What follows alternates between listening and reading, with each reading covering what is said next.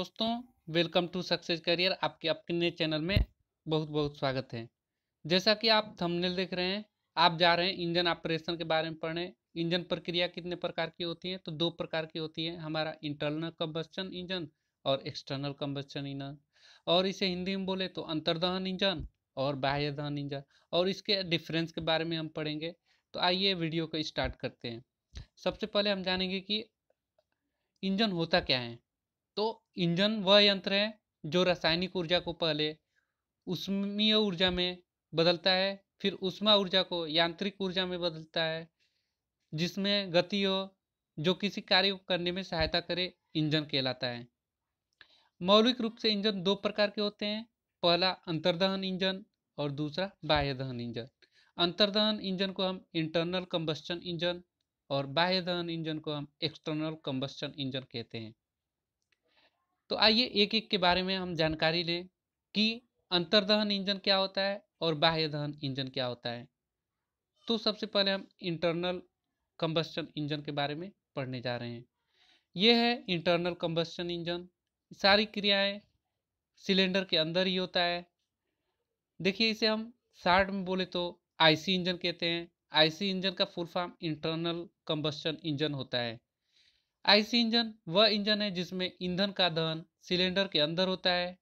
इसमें ईंधन की रासायनिक ऊर्जा पहले उष्मीय ऊर्जा में बदलता है और फिर उष्मीय ऊर्जा यांत्रिक ऊर्जा में बदलता है, जिसे क्रैंकशाफ्ट घूमता है। आईसी इंजन के उदाहरण हैं पेट्रोल इंजन तथा डीजल इंजन, जो कि car, truck, jeep, tractor, scooter, motorcycle में लगे होते हैं। उसके बाद ये तो हुआ हमारा internal combustion engine.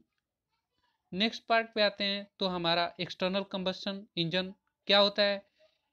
External combustion engine, इसे शॉर्ट में बोले तो ईसी इंजन भी कहते हैं।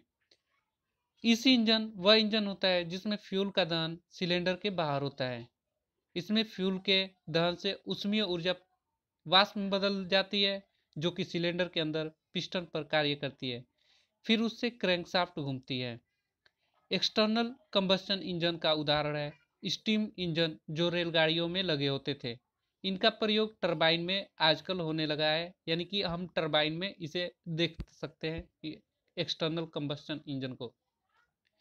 अगर मैं डायग्राम की बात करूं तो देखिए, यहाँ पे एक कंबस्टन चेम्बर वो होता है जहाँ पे कोयले वगैरह जलाए जाते हैं, ठीक।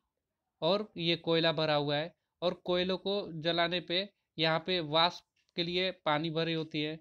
पानी क्या होता है, एक ऐसे डब्बे में होता है जो यहाँ से भाप बनकर उड़ता है और ये कनेक्ट होता है किसी, जहाँ पे ये पिस्टन होती है। ऐसे पिस्टन अगर मैं यहाँ फिगर बना दूँ, ये पिस्टन कनेक्ट हो जाता है और ये गर्म होती है, तो यहाँ से ये कनेक्ट होता है पहिया।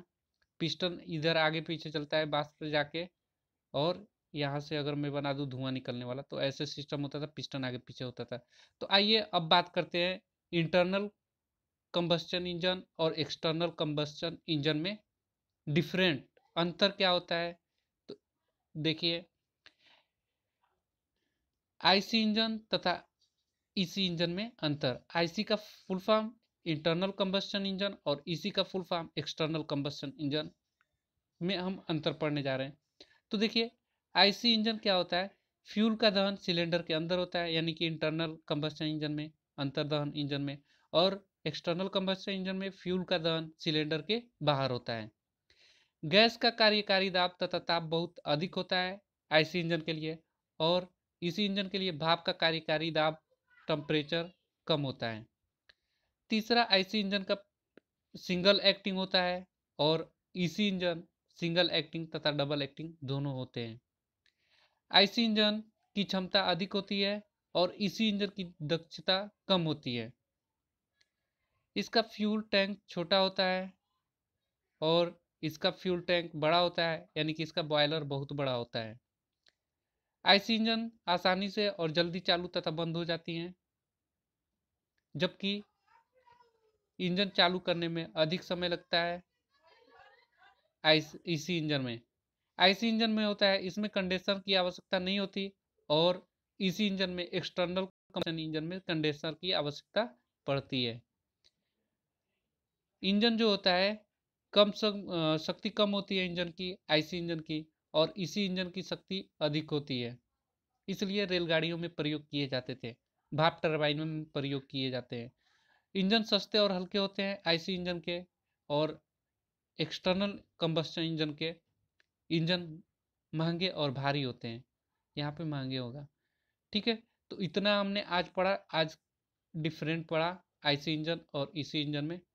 Okay, thank you for watching this videos. अगर आप इस चैनल पे नए हैं तो प्लीज़ लाइक, शेयर और सब्सक्राइब करना ना भूलें। Thank you for watching this videos.